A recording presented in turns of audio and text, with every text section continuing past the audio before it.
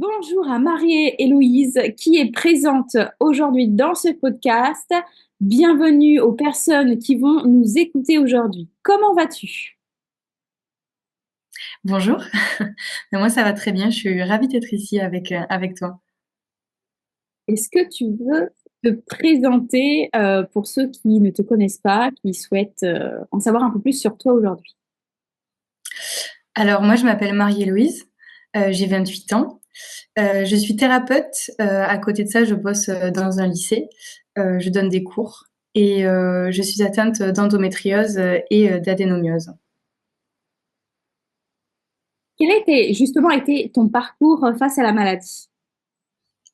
Alors moi j'ai vécu quand même pas mal d'années d'errance diagnostique, c'est-à-dire qu'à partir du moment où j'ai commencé à verbaliser les douleurs, notamment à des médecins, des gynécologues, ma parole a mis longtemps en fait à être comprise et une réponse pertinente a mis longtemps à émerger. Donc je pense que j'ai commencé à avoir mal dès mes premières règles, ça c'est clair. Et j'ai été diagnostiquée, donc moi j'ai eu mes règles adolescentes vers 14 ans et j'ai été diagnostiquée à mes 20 ans, 21 ans, donc ça fait long. Donc j'ai été diagnostiquée par un médecin qui n'était pas spécialiste, qui m'a opérée par célioscopie par la suite. À la suite de ça, donc j'avais encore des douleurs, c'était encore assez compliqué pour moi le quotidien. Et j'ai assez vite remarqué qu'il me fallait en fait un suivi spécialisé. Donc je suis allée me tourner vers une clinique spécialisée qui m'a prise en charge, qui m'a réopérée par célioscopie. Et depuis ça va beaucoup mieux, même si les douleurs n'ont pas disparu. Hein, clairement, c'est pas un coup de baguette magique et ça va mieux, mais en tout cas, il y a du mieux dans le quotidien. Est-ce que tu as eu du coup deux opérations, c'est ça? Si je ne me trompe pas. Exact. Oui, c'est ça. J'ai eu 2 célioscopies. À côté de ça, j'ai eu des hystéroscopies également et j'ai fait 4 préservations de la fertilité, donc de mes 21 ans à mes 23 ans, il me semble, D'accord. que les c'est ça. Et aujourd'hui, est-ce que tu as des traitements? Alors depuis mars justement, je n'ai plus aucun traitement, hormonal. C'est assez récent. J'ai décidé de d'arrêter les traitements hormonaux, parce que pour moi les effets secondaires étaient très, très, très présents en fait et j'avais envie d'essayer, j'avais envie de voir en fait ce que pouvait être mon corps avec la maladie sans traitement et ça se fait. Ça va. C'est pas rigolo tous les jours mais en tout cas, pour l'instant, c'est une balance qui me convient bien. Je dis pas que je reprendrai jamais d'hormones, hein, clairement. Et je dis pas non plus que les hormones, c'est catastrophique pour tout le monde. Mais en tout cas, là, moi, j'ai envie d'essayer un petit peu sans. Voilà. Est-ce que tu as essayé des méthodes plus douces? De prise en charge de la douleur. Par exemple, la kiné, l'ostéopathie, la naturopathie, le yoga, voilà. Est-ce que tu as essayé cette méthode-là? Quel, quel est ton ressenti? Alors moi, je vois un petit peu le quotidien avec la maladie comme une boîte à outils en fait. J'ai mon quotidien et j'ai ma petite boîte à outils. Donc notamment j'ai la kiné, j'en ai fait pas mal, l'ostéo également en renfort. J'ai une amie naturopathe, Aurélie Salvador, qui a fait beaucoup de livres autour de l'endométriose qui sont extrêmement pertinents, qui sont un petit peu mes bibles, notamment le guide pratique de l'EndoGirl, qui qui contient beaucoup de petits remèdes et de petites techniques en fait pour adapter dans son quotidien pour en renfort en fait pour les douleurs et des huiles essentielles avec des massages, etc., etc. Donc voilà, je le vois un petit peu comme ça. J'ai ma petite boîte à outils et en fonction de mes douleurs, en fonction du quotidien et du moment, j'adapte avec toutes ces méthodes-là naturelles et douces. C'est vrai que j'ai mis un petit peu de côté récemment les techniques qui visent à me toucher, donc l'ostéopathie et la kiné. J'ai un petit peu envie qu'on me laisse tranquille. Donc voilà, en ce moment j'en suis là en tout cas. D'accord.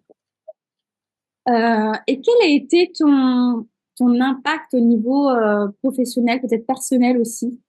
Comment ça s'est passé pour toi avec la maladie? Alors professionnel, j'ai jamais trop adapté plus jeune mon quotidien à la maladie, ce qui a été, je pense, une grosse erreur. C'est-à-dire que quand j'étais à la faculté, je n'ai jamais loupé, même ado, hein, au lycée, je n'ai jamais loupé un jour de cours, je n'ai jamais. Je pense que ça, c'est quand même une erreur. Je dis pas que l'absentéisme c'est super, mais en tout cas, quand on peut plus se lever, qu'on y voit trouble et qu'on manque de tomber dans les pommes dans un amphi, c'est pas non plus quelque chose de souhaitable. Donc en fait, maintenant j'adapte beaucoup plus. Il se trouve que moi, ma pratique, donc c'est la thérapie. Donc c'est aussi quelque chose qui est assez adapté pour moi. Il se trouve, heureusement, heureusement que ça s'est passé comme ça, j'ai de la chance. Mais oui, j'essaie beaucoup d'adapter maintenant mon quotidien à ma maladie, notamment à mes cycles maintenant. Euh, Vu que je suis un petit peu plus reconnectée à mes cycles que lorsque j'avais des hormones. Donc c'est au jour le jour et je m'écoute plus, beaucoup plus. Et je pense que ça aide beaucoup dans le quotidien et ça aide à faire en sorte que la maladie ait un impact moindre. Pas d'impact du tout, c'est pas possible, mais un impact moindre, ça se travaille. Et est-ce que tu as été soutenue euh, avec ton entourage? Comment ils l'ont perçu, le diagnostic? Est-ce qu'ils t'ont soutenu? Est-ce qu'ils t'ont compris aussi? Alors, ça dépend. Ça dépend évidemment. Mon entourage très proche l'a bien compris. C'est toujours un petit peu compliqué après pour les gens de comprendre ce que c'est, étant donné qu'il y a quand même une sensibilisation assez moyenne quand même en France, hein, il faut le dire.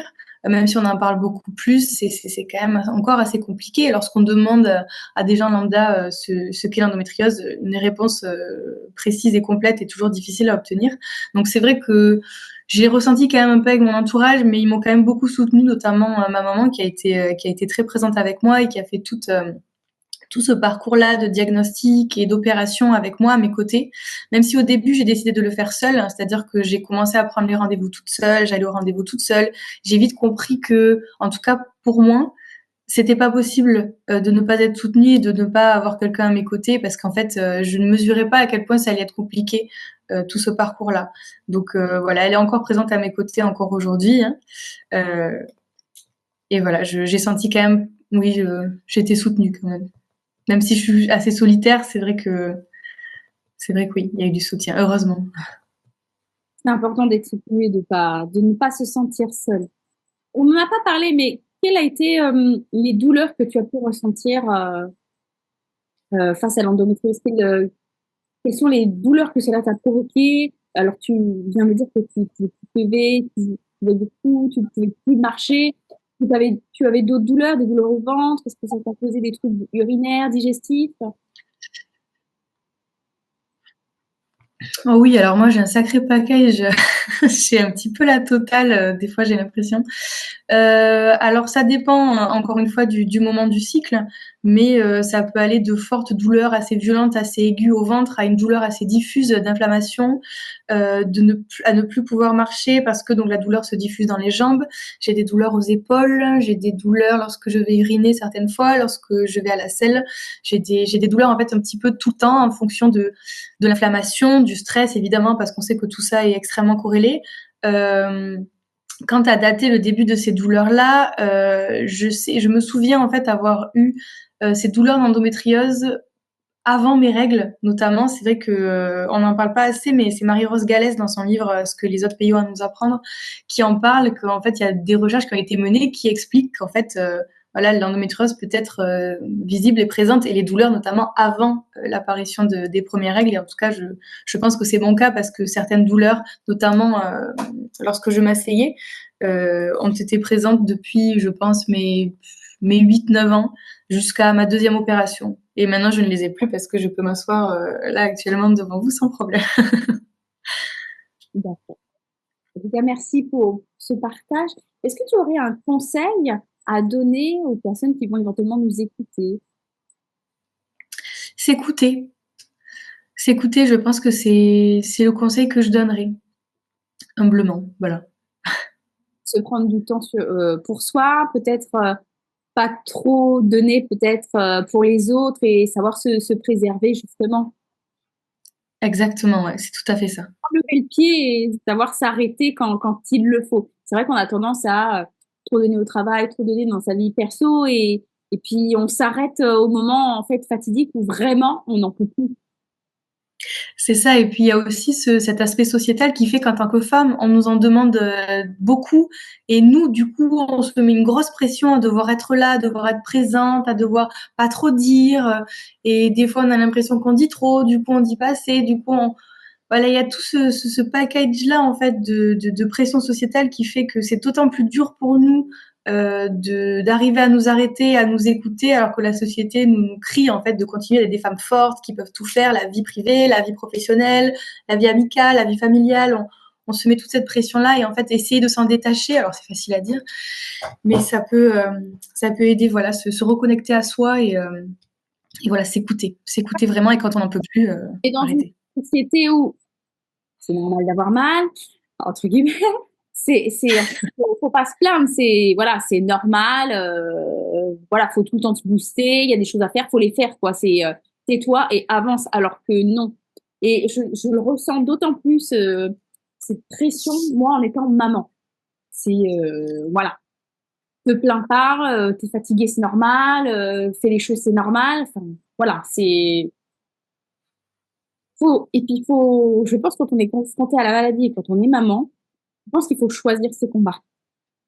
C'est-à-dire qu'il y a un jour, on n'est pas bien, voilà. On a de l'énergie pour certaines tâches et d'autres tâches, bah tant pis, on n'a pas l'énergie, on laisse tomber, on verra demain ou dans quelques jours, ce n'est pas grave. C'est ça. Puis il y a vraiment ce culte de la performance. En fait, il faut être actif, il faut être sur tous les fronts. Et c'est vrai que de prendre une pause sur tout ça et surtout de s'adapter. Alors moi, du coup, c'est mon cas par rapport à mes cycles. C'est vrai que ça aide beaucoup. C'est mon amie Manon Barbin, la présidente de l'association endométriose occluse, l'association Manoleta, qui m'en parlait, qui me disait, mais Marie-Louise, adapte en fait ton quotidien. Quand tu sais que ça va être ce moment-là, tu sais que tu vas avoir besoin d'une pause. Donc, tu prends une pause. T'essaies les jours d'avant de ralentir un petit peu le rythme. Ensuite, tu prends une petite pause le jour où c'est compliqué et tu verras qu'en fait, ça va beaucoup mieux par la suite. Et c'est vrai que de prendre ce temps-là et d'adapter toute cette énergie-là, en fait, ça fait la différence complètement. Et je l'ai vu récemment. Mais je pense que c'est dur aussi en France et dans notre société de l'inclure dans le travail, dans le monde professionnel. Je pense que le monde professionnel, maintenant, c'est produire, avancer. Et je pense que il y a des choses à faire évoluer, c'est-à-dire qu'on peut être productif une demi-heure, une heure, et s'accorder 15 minutes de temps pour pouvoir repartir, en fait. Et ce n'est pas produire pendant 4-5 heures d'affilée et après, tu as une heure de pause. Je pense qu'on devrait changer aussi et adapter plus le travail aux personnes qui ont un handicap invisible parce que je trouve que c'est pas assez adapté en France. Personnellement, en tout cas, c'est mon point Ah de oui, vue. non, ah oui, oui, non, mais totalement, je suis totalement d'accord. C'est pas du tout adapté, ou alors très peu. Hein, la faute aussi au capitalisme qui nous suppose en fait être des pions qui devons tout le temps être performants, tout le temps être là, tout le temps. La valeur travail est extrêmement connotée en France et extrêmement présente. Je pense qu'on doit avoir un autre leadership, on doit avoir un autre management. Déjà, je le pensais avant d'avoir ces maladies-là, mais encore plus maintenant. Parce que c'est pas parce qu'on a un handicap invisible qu'on n'a pas envie de travailler. On a envie de travailler, mais différemment, autrement. Pour pouvoir adapter, en fait, en fonction de nous, en fait, et de ne pas trop donner pour, au final, finir peut-être alité, ne plus pouvoir travailler, ne plus pouvoir rien faire. C'est ça, et en fait, cette adaptation-là va aller avec une sensibilisation de masse en fait autour de la maladie, parce que c'est vrai que lorsqu'on parle à un employeur de cette maladie-là et du fait que ben, moi, par exemple, j'ai la RQTH, et c'est compliqué à ce que ce soit compris, parce que c'est vrai que souvent on me le dit hein, dans le monde du travail, mais t'as pas l'air d'être malade. C'est vrai que ça se voit pas quand voilà, j'ai certaines personnes du travail qui voient mes interviews, qui voient qui écoutent les podcasts dans lesquels j'ai parlé. Ils se disent mais ah mais tout ça en fait, c'est vrai que tu as subi tout ça et tu subis encore. Et oui, c'est vrai que là, ça se voit pas forcément, et c'est le problème entre guillemets du handicap invisible, on le voit pas. On le voit pas, et du coup, ça a à voir au miroir en fait. À partir du moment où on le voit pas, l'empathie est difficile à demander. En fait, j'ai l'impression que les autres, en fait, supposent que comme on le voit pas, et ben c'est que ça va et que tout va bien et que et qu'on peut continuer comme ça et que l'adaptabilité, bon, c'est secondaire, alors que non. C'est vrai, ça doit vraiment être considéré comme un enjeu primaire, en fait, C'est de ça. la maladie. Les personnes qui ne sont pas concernées ont du mal à se mettre à la place des gens qui sont concernés. Et c'est vrai que c'est dur pour les autres de se dire, ah, mais je t'ai vu ce matin, t'étais souriante, t'as emmené ta fille, tout allait bien, et qu'une heure après, bah non, ça n'allait plus, et puis t'as fini ta journée alité. C'est très compliqué pour les gens qui ne sont pas confrontés à la maladie de comprendre, en fait. Et je trouve qu'il y a un tabou aussi quand on passe des entretiens ou dans le monde professionnel de dire bah, oui, je suis malade, oui, je fais le dossier MDPH. J'ai l'impression qu'il y a un tabou aussi au niveau professionnel ou dans notre société de dire je suis malade. Oui, tout à fait. De Exactement, parce qu'aussi, pas avoir honte. J'ai l'impression qu'il y a une honte autour de ça. Et non, en fait, oui, on est malade et enfin, moi personnellement, je l'assume pleinement et je n'ai pas du tout de honte ni de filtre à en parler. Et c'est un peu mon combat aujourd'hui sur mes réseaux aussi, c'est d'en parler librement en tant que maman. Je suis confrontée à la maladie, de partager aussi mon quotidien en tant que maman. Et c'est vrai que comme moi, j'échange assez librement, même à l'école, devant l'école. Et en fait, bah, du coup, disons que les mamans en parlent aussi. Et je me rends compte qu'il y a beaucoup de personnes, beaucoup de mamans qui sont aussi confrontées. Mais si j'en avais pas parlé, je pense que, voilà, on m'en aurait pas parlé aussi. et oui, tout à fait. Exactement, c'est vrai que j'ai l'impression que cette parole dans l'espace public est très peu prise et qu'en fait nous c'est vraiment dans l'espace privé, donc entre nous, entre copines, entre amis proches, dans la famille où on en parle un petit peu, on le sous-entend, on le chuchote en fait et c'est vrai que c'est super de ta part de remettre ce sujet-là en fait explicitement. Comme ça aux yeux de tous pour dire voilà c'est un sujet comme un autre, il faut en parler, il faut essayer d'enrayer le tabou, il faut essayer de faire en sorte que on puisse témoigner librement, on puisse parler librement et du coup bah, que le plus de gens possible soient au courant que voilà c'est une maladie qui touche tant de personnes, c'est une maladie qui a ça comme impact et en fait voilà ça fait partie de la société, c'est un sujet d'enjeu public en fait complètement, il faut le remettre à cet endroit-là aussi quoi. Tout à fait. Est-ce que tu voudrais nous parler d'un projet que tu as prochainement? Oui, tout à fait. En janvier 2025, donc je sors un livre autour de justement tout ce dont on vient de parler, de l'endométriose, des enjeux de santé publique, du tabou, de tout ça. Donc je suis vraiment ravie de pouvoir prochainement porter cette parole et cette réflexion-là un petit peu plus publiquement. Et voilà, j'ai hâte de pouvoir en parler.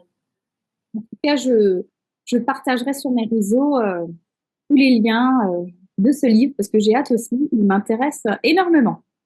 Est-ce que tu as envie Merci. de parler de quelque chose que bah, on n'a pas encore abordé ou pour toi, tout est bon? Alors j'ai oublié de préciser que j'avais créé une plateforme de partage autour de la maladie de l'endométriose qui s'appelait Endotalk, que j'ai un petit peu mis au second plan là avec mon installation en libéral et tous ces projets d'écriture. Donc en fait, j'ai eu donc ce projet-là pour créer un espace de parole libre entre personnes atteintes parce que c'est vrai que j'avais l'impression qu'il n'y avait pas forcément de lieu pour partager ensemble autour de l'endométriose. Donc je me suis dit, ben voilà, il est nécessaire actuellement de poser ce projet-là et cette safe place en fait pour les personnes atteintes pour pouvoir parler entre nous, se donner des tips, se donner des conseils. Et voilà, je suis très fière d'avoir pu mener ce projet que je remettrai peut-être au premier plan une fois